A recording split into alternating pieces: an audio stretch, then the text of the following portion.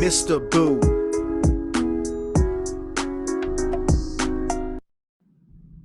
Hey everybody, it is I, MrBoo the Entertainment Guru, MrBoo Entertainment Guru, right here on YouTube. Now, the launch day has come and gone for WWE 2K26 as it was Friday the 13th. The launch weekend has subsided. It is now Monday. We've all gone back to school, back to work. Now, I had some extra time with this as I got the Monday Night Wars edition because I'm a wrestling nerd and I'm 39 years old and I was there to see the Monday Night Wars. I was there to see ECW. I was there to see the collapse. I was there to see WWF turn into WWE. Enough said, I'm old. But anyway, I had a week and the weekend of launch to play this game, and I'm here to bring you my review of this year's 2K series with the WWE, simply called WWE 2K26. So, let's get into it. Alright, we saw the graphic.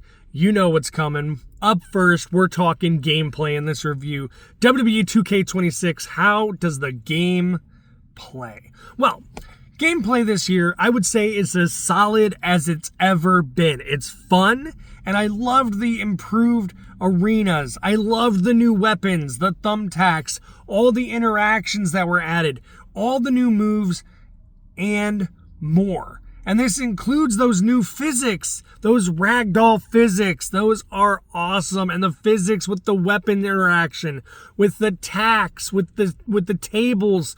It actually calls out when you throw someone on a chair or they react to the steel steps.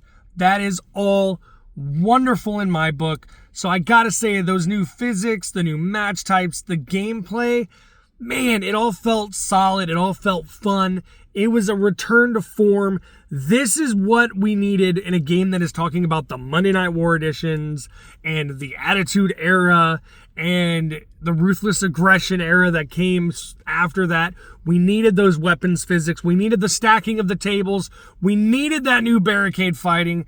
Everything they added, we needed as fans. So I give the gameplay, I give it a 5 out of 5. And that even comes down to those pre-match mini games and the cutscenes that actually happen in exhibition mode. This feels like a WWE authentic simulation game. Hell, even those new camera angles that happen, those nice cinematic camera angles make me feel like I'm sitting at home watching Raw, NXT, or SmackDown Live. And now it looks like graphics are what is up next on the docket today. So let's review those WWE 2K26 graphics, shall we? I'm going to be honest here.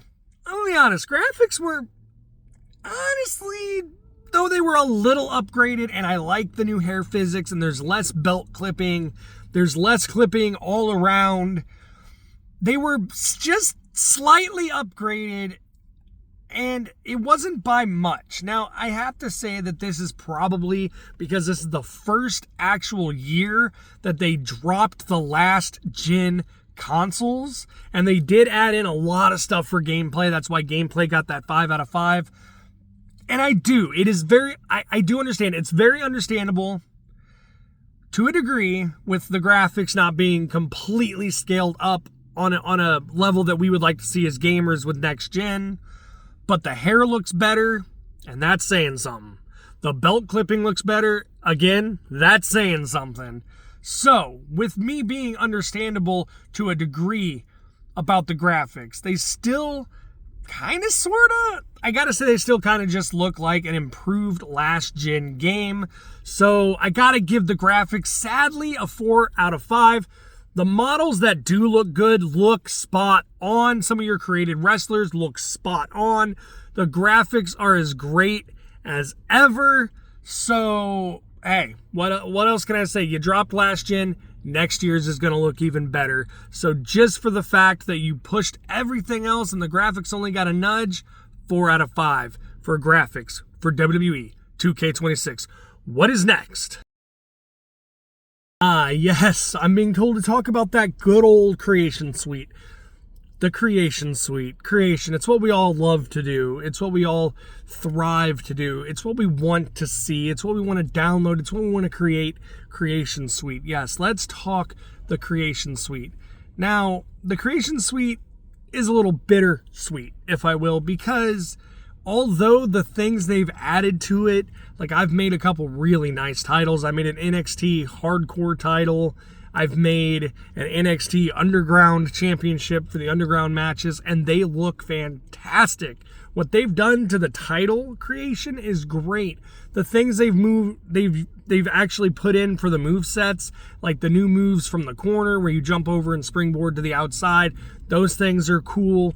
They've added so many more moves. They've added a lot of stuff like body morphing and the two-tone hair coloring, and that is all welcome. That is all welcome. But they didn't make an easier way for the face imaging. I got it to work last year. I can't get it to work this year. I don't know. I'm working with this, so you tell me. Maybe it's just me. Maybe it's just all of this right here that's not working. But usually I look like the generic guy as long as I strap a goatee and some sideburns and long hair on him. It looks like me. I did get my tattoos to work right in there. They kind of look a little off. The skin color isn't just right. So they didn't really upgrade that, but they did add a lot that was needed, like the body morphing, the two-toned hair, lots more moves, lots more options for the Create a Title and Money in the Bank. That is all good. Even the Create an Arena, I haven't really used it yet thus far. I played around with it and I've looked at creations. And this is where the Creation Suite kind of starts feeling a little like because even though they've added the things like messing with the screens and the Trons and even the create an entrance, like you're creating 4 or 5 minute entrances and you're getting to do your own cuts and you're getting to really get in there and get creative. I still feel like the Creation Suite, even though it has more options, like I've mentioned, everything from new title creations to the two-tone hair, the body morphing, all the stuff for Create an Arena and Create an Entrance. Although it has all of those options, it still feels the same. And I'm saying this because, again, guys, it's being held back this year. It's being held back again by money grabs. The money grabs are there in the form of that stupid locked content that is hidden behind that stupid mode I'll get to in a little bit. The Island. It's terrible how many new things are there, especially the WWE Shop stuff.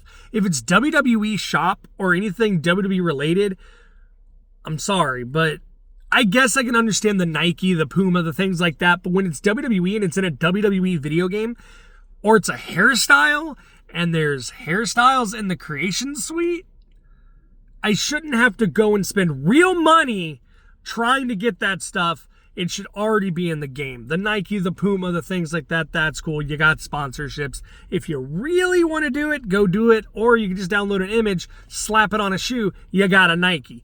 But what I'm saying is there's things like hairstyles and WWE outfits and things like that locked behind the Island. And that's holding the Creation Suite back so much every year now that they've come out with this stupid money grab. And it's just another money grab because I'm going to get in. I'm going to get into my faction. I'm going to get into the Island. They're all money grabs. I'm even going to talk about the Ringside Pass.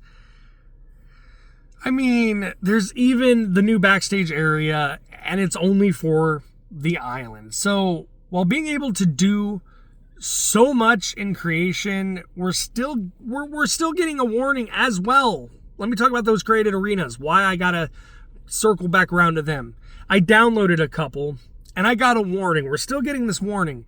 When using them, there's a warning that says they may be some issues like lighting glitches. I mean, what? Like, what is with the glitches? Like, what? Like, okay, so when we're using them, there could be glitches. Like, okay, so that takes away the created arena completely. Like, I have certain PLEs or pay-per-views or whatever they want to call that I'm putting back in, like December. There's nothing for WWE. I'm putting back in tables, ladders, and chairs. There's a couple months where NXT has nothing. I'm putting some things back in. I might do AAA. At least that arena is, well, it's there, but you got to get to the end of the Ringside Pass. So once again, it's somewhat locked behind a paywall. But what I'm saying is if I go in and I make one or I download one, I'm getting told that there might be some glitches. So I'm giving this a 3 out of 5. 3 out of 5 for me, guys. As, again, I shouldn't have to pay for any of the things in the creation suite that are hair, WWE related, or anything like that, and I should not have a warning telling me, hey, this created arena that you made and you worked so hard on, or someone else worked hard on and you found online, might have some glitches. So 3 out of 5, that's where I'm sitting at. Paywalls and glitches. I'm sorry the creation suite is being held back from a 5 down to a 3. I'm sorry. Not sorry. 3 out of 5 for the creation suite. WWE, you gotta stop trying to squeeze every penny out of the people. I paid $150 for the big edition of the game. You ain't getting anything else out of me. I'll find ways around it. In fact, I already did. Someone made a better Will Ospreay than the actual Will Ospreay looking hair that was in the island, and I said I'm not buying the hair, and 3 days later, I found a better looking Will Ospreay with hair that was already unlocked. So, there you have it, 3 out of 5 creation suite. Next up, it looks like we're talking about the story mode. We're talking WWE 2K26 My Rise. That is right. Now, My Rise is a mode that I haven't really played all the way through. Last year apparently was really good, had a lot of really good unlocks, but it was just too long. I never even made it through either one of my playthroughs, male or female. Just couldn't get into it. The story was there, I guess, with the mutiny. It was kind of cool. But man, was it long, and I've just never really been a fan of the My Rise. But this year I did play, and I've played through both sides. I played through as male, female, one good, one heel, and then I actually saw this review online, and I will give credit to this person here named Arun Mania, because I am in 120% agreement with what he said. I couldn't say it any better with both playthroughs. He summarizes it the exact way I want to summarize it.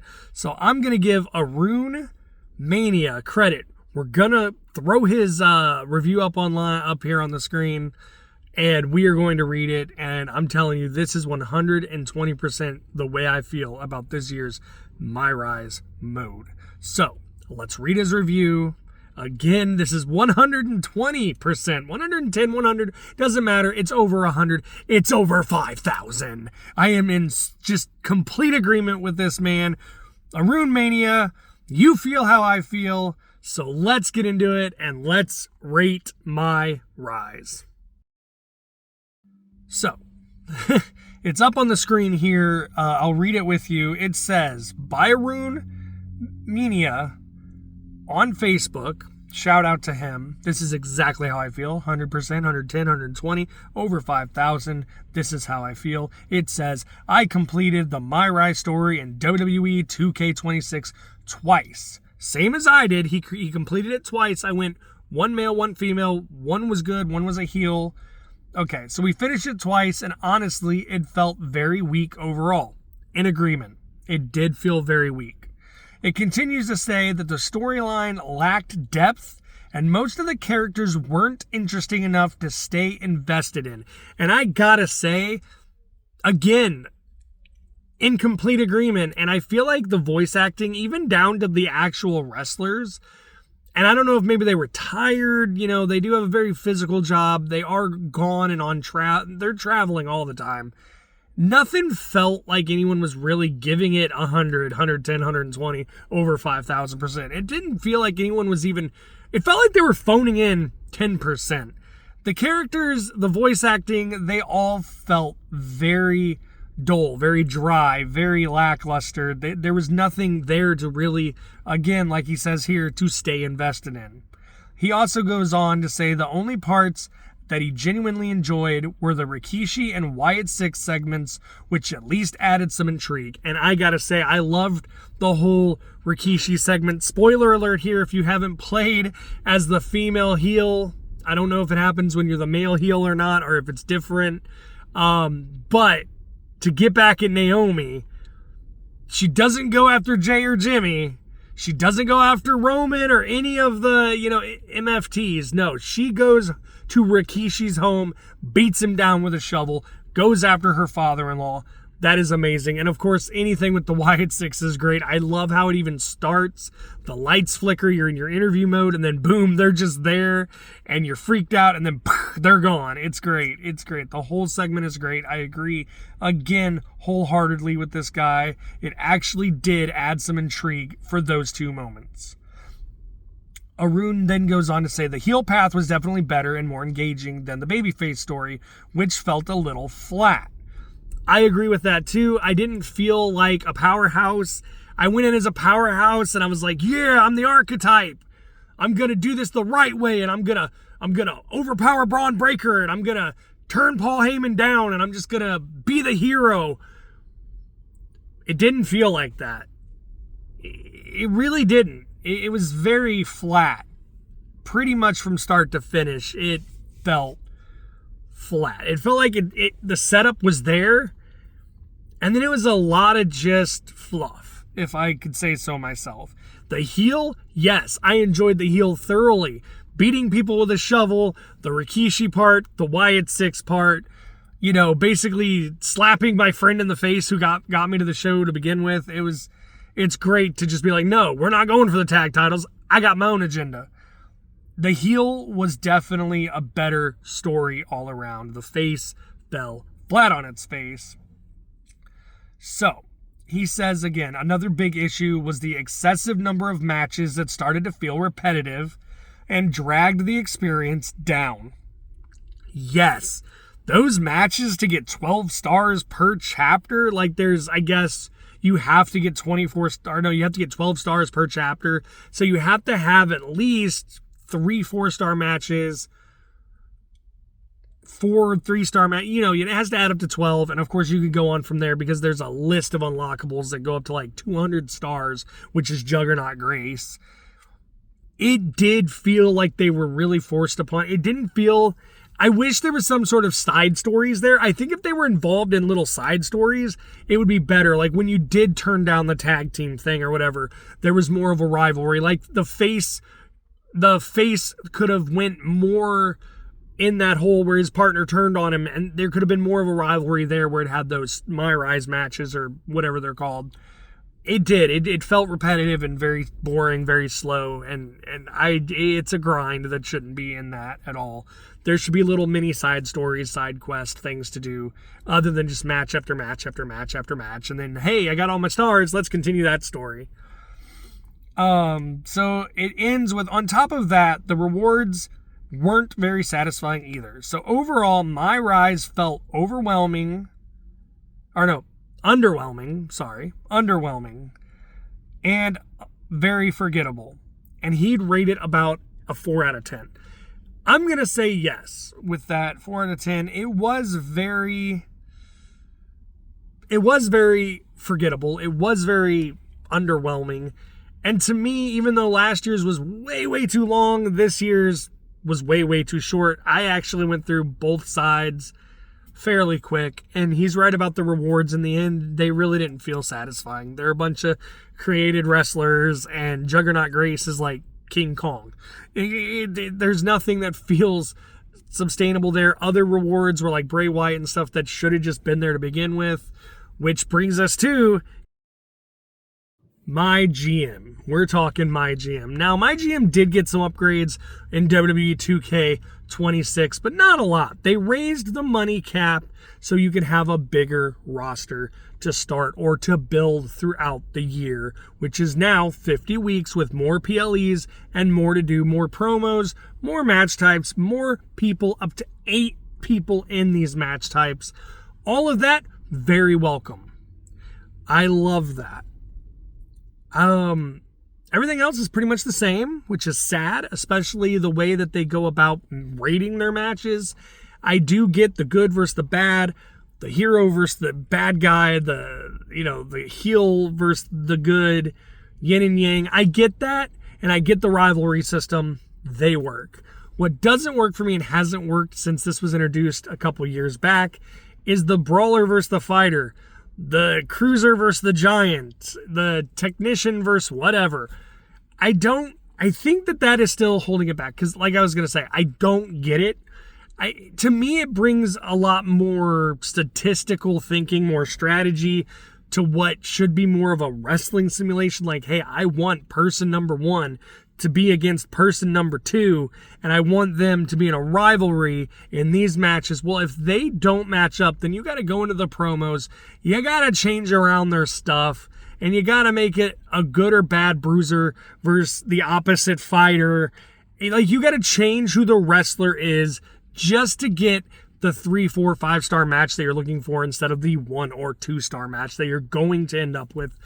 They need to find a way to balance that out better to where if you wanted to see 2 brawlers or 2 heavyweights, 2 giants go at it, and you didn't want to have to go through changing any of their stats, like, okay, well, now you're a heel, and now I got to make you a cruiserweight even though you're Amos and you're a Nigerian giant.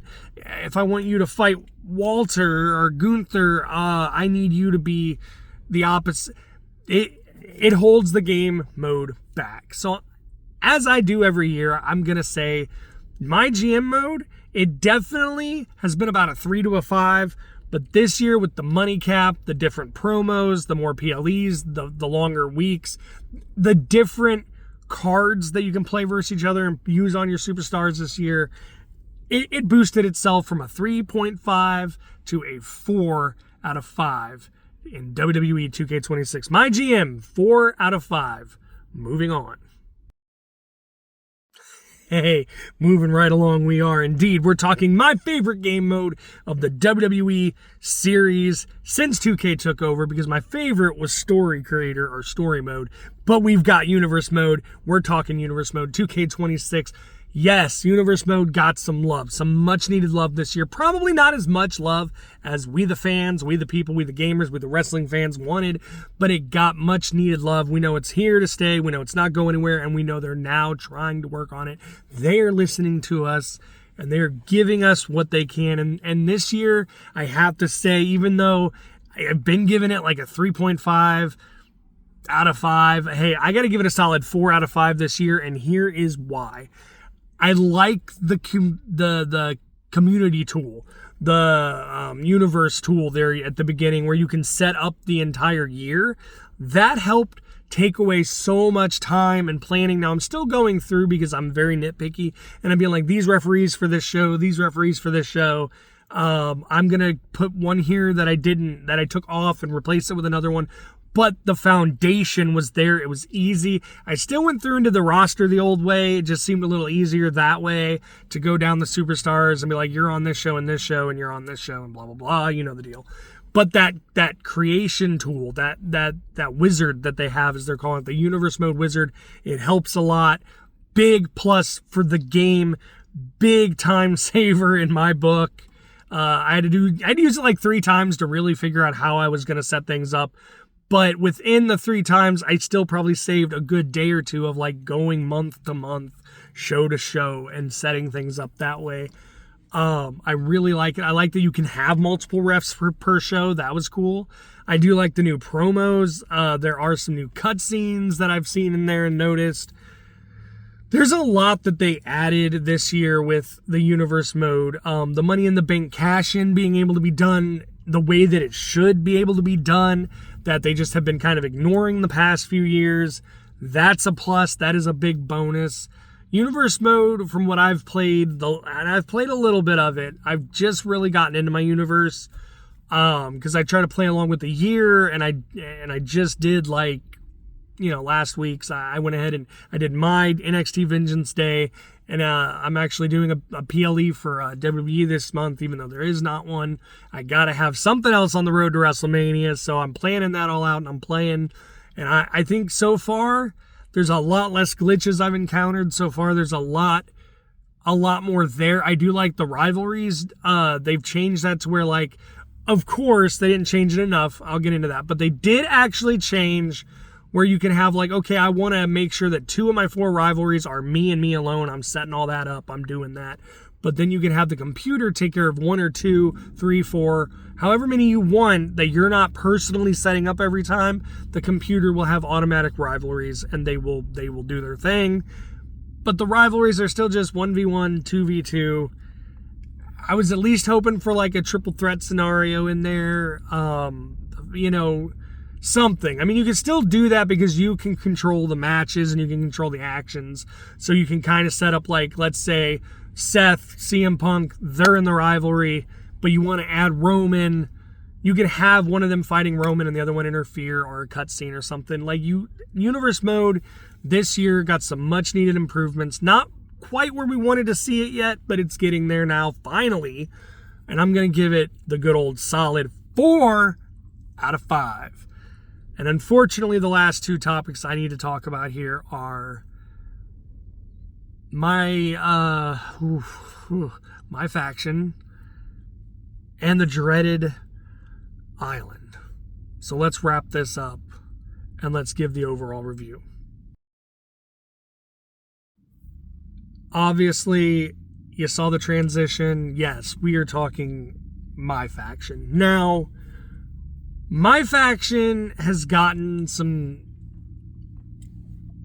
I wouldn't say improvements. It's gotten some gameplay mechanics that I'm not really too fond of. I don't really use the chemistry thing at all. Like, I know it can give you pluses. I know it can give you minuses, boosts, whatever, effects. I don't use it because I like to use the people I like to use. Now, I do like the intergenderness. I do like being able to have a team of just swapping people out and being like, okay, these are my men, these are my women. I like that. The chemistry setup, don't like it. It's I don't think it's gonna stick around. I don't know. Maybe tell me how you feel about it. But I do like the intergenderness of it. Getting into my faction, I've played more of it so far than I have in any previous year, and that's because the World Tour is something I always was excited for, and they kind of let that fly under the radar last year. They kind of just let that slip and take a nosedive. Now, I was excited for it this year. I was excited for my faction in general this year. Because I do like the new match type where it's like a fighter scenario. You're knocking people out like in an underground match, and you're going through the whole team, and you can swap people out in between, whenever you need to. I like that. Feels like Mortal Kombat, Street Fighter, etc., Basic Instinct, your fighting games. I like that. I like that new mode, but I don't like the new camera. Especially during tag matches and multi-man matches. I feel like when you're in that corner, you cannot see a dang thing. Like, I do like how you can see your cards up on the Titantron, but I just wish the camera moved a little bit. Maybe it would change to the other side of the ring if things get too bunched up in a tag match, because it's really hard to see what you're doing over there. So I don't like how the camera's always on that ramp, towards the ramp view. That's not something that I normally prefer. I like the other view, which is why I like how they now have the screen with the Royal Rumble intro, and that's another reason gameplay and that got the rating it got. And we're getting to this rating because this rating is going to be low, because even though you added the chemistry attributes thing, okay, whatever that is, you did add a fun mode in the elimination style, fighting style game mode. But you changed and made the camera angle just stuck in a way that, like, some of us just don't like, and it's hard to see during tag matches, especially multi-man tag matches. Other parts of my faction stayed the same. World Tour looks good. It looks great, but here's where I say that's another mode that has stayed the same, because my faction is a mode where they want you to spend actual money, and it is a grind to not spend actual money. Here's why I'm going to give the rating I'm going to give. You should not have to have certain cards to continue to play certain matches. You should not have to have cards in a set to unlock one card to then play for another card. That is saying to me, you got to buy cards. You got to grind for those cards. You got to have these cards to go for these cards. And that's not the only money-hungry part of my faction, because I'm playing the part of my faction I thought would be different. I thought maybe World Tour would be different.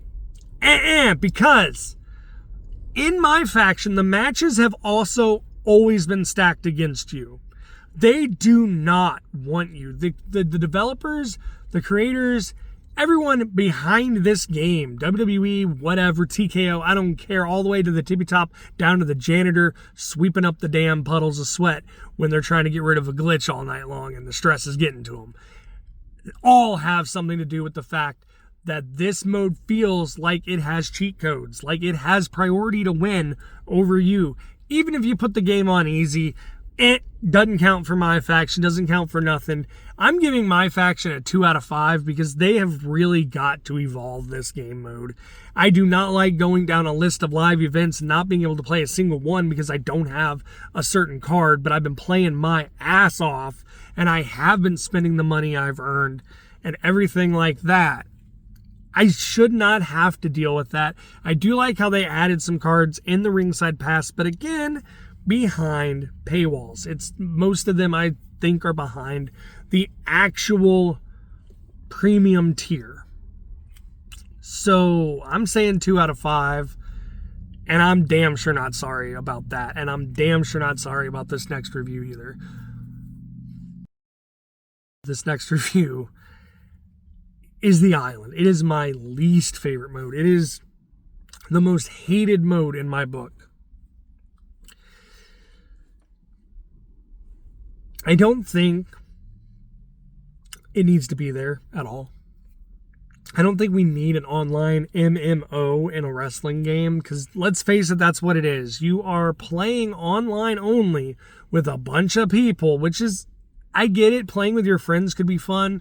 But if you're like me, I don't have a lot of wrestling friends. I don't have a lot of people that are, if they were wrestling fans, they were so far out that they haven't seen wrestling in a millennium. Okay. So going through it alone might be another reason that I do not like it. Okay. I do like that they did add, I guess, playing with friends and tag matches and stuff like that or whatnot. And I do like how the 3 factions are there. And I do like the storytelling. I do watch people play through so I can see the story. Not dissing the story at all. I think it's fun. I think it's creative. I just don't feel like it really has a place. And I think that's because, once again, they're squeezing lemonade out of our lemons. Okay, they're squeezing our wallets. Again, they're holding them tight, and pennies are just draining. Okay, you can buy the points to make your person powerful. That kind of sucks because if you are playing computer versus computer, there's people out there that they got money. They got a 100 superstar right off the bat, and they can fly through the story. They could fly through any match with you. That ain't right. And that wasn't right last year. And honestly, I haven't touched the island at all this year, so I don't know if that's changed. You can let me know down in the comments. But again, all the stores, all the money grabs, everything locked behind the island. The island gets 1 out of 5 stars, guys. I'm done talking about it. 1 out of 5 stars. The island sucks, and it should not be there. It should not be a thing. 1 out of 5 stars. Okay, the island sucks. Okay, I gotta say, if it wasn't for the good story, I wouldn't be reviewing it at all. But the stories are usually pretty cool. They're pretty unique. The side quests are fun. It's just a mode that I just don't see fitting in a wrestling game. I think it would be more fun to do other modes online, take universe mode online and you and a friend are kind of, I don't know, just I feel like my faction and my island or the island can just use so much work. But sadly, this is the era of gaming we're in, and I don't think we're going to get there. The work they're going to put into it, if they put something in there that's going to be for us, they're going to put more in there that's going to be for them, and it's going to take our money to get it. So sadly, yes, 1 out of 5 stars for the island, and I'm going to wrap this up talking about that good old new Ringside Pass. All right, we've come to the end of it. Ringside Pass. What do I think of it? Well, I got the $150 version, so I have all 6 seasons of the Ringside Pass. This is going to go into the overall rating of the game too, because I like the idea. I like the concept behind a Ringside Pass. I do like that, but I feel Like, again, it's a money grab. You have to pay for that premium edition, even though there is a free edition. The free edition is full of things that, well, let's just say the legends should be in the game, and you should just be able to unlock them through other means or have some sort of, pre-order bonus where we can unlock them day one like we used to. We shouldn't have to, fight for those wrestlers. But of course, this is just season 1.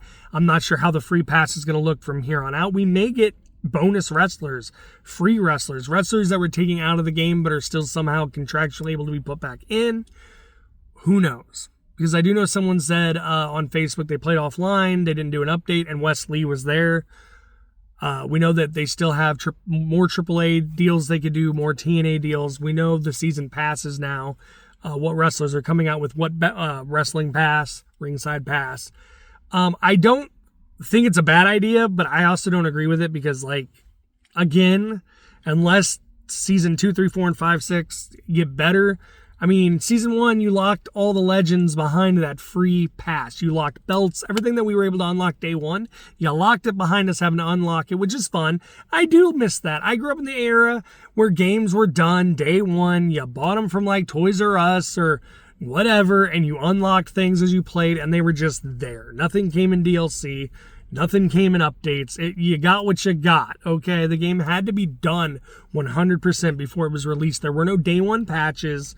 There were no ringside passes. There were no microtransactions, DLC. You got what you got, and you unlocked it as you go. So I feel like it's been fun unlocking stuff. And I honestly don't think the ringside pass is that bad. I think it's an average of 8 matches per tier, and then the modes give you extra stuff, and then you can unlock the 10% bonuses. So I, for one, kind of like the ringside pass as long as we see some more new things coming where it's not just the legends were season 1 and then they give the free pass nothing, because some people cannot afford these passes, and you got to give them either more legends or more versions of wrestlers. And that's another thing. Speaking of versions of wrestlers, I think we ended up getting 1 or 2 more wrestlers per DLC pack, because now they're throwing in 2 Persona cards. So we're only getting 4 actual new superstars and 2 Personas. So we used to get 6, 7 actual superstars. The people they chose for the season pass, I'm okay with it. I'm cool with it. I like Jelly Roll. I love the AAA people. I'm not too keen on season 2, but hey, Danhausen, Powerhouse Hobbs, or whatever he's going to, in WWE, whatever his name is, now that he's signed with the company. I think that those are good pluses. The new arenas, the new belts, things like that. That's awesome. If they keep it up, it's good. But if they tweak it too much to where it's too much of a grind, or they're really making it hard and they want that money, that $199 per tier skip, yeah, then it's gonna get bad. Right now I'm sitting at a 3 out of 5 with the ringside pass. 3 out of 5 because I do like unlocking things. It seems like there's a lot more content that can be given here if they want, and only time will tell. But that has been my review of WWE 2K26. So we'll end it with the big overall review. Let's see. What is the overall rating from MrBoo Entertainment Guru on WWE 26? Drum roll, please. WWE 2K26's overall rating for MrBoo Entertainment Guru is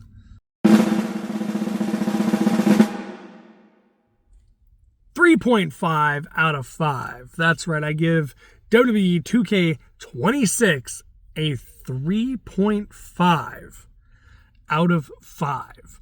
And though I think it is the best one in a long time, there's just a lot that is still holding this franchise back, but that's only in my book. So let me know what's in your book. What's in your bingo book? What do you think? What are your thoughts? Comment down below. What do you think about WWE 2K26, either in part or as a whole? Do you agree? Do you disagree? Let me know. And as always, if you like what I do here, covering anything and everything entertainment, then you can always support and help the channel by giving it a good old like, subscribe, and always you can be notified from another video dropping from me if you ring that notification bell. And as always, I've been MrBoo, Entertainment Guru. This was WWE 2K26 Review, And until next time, I am out.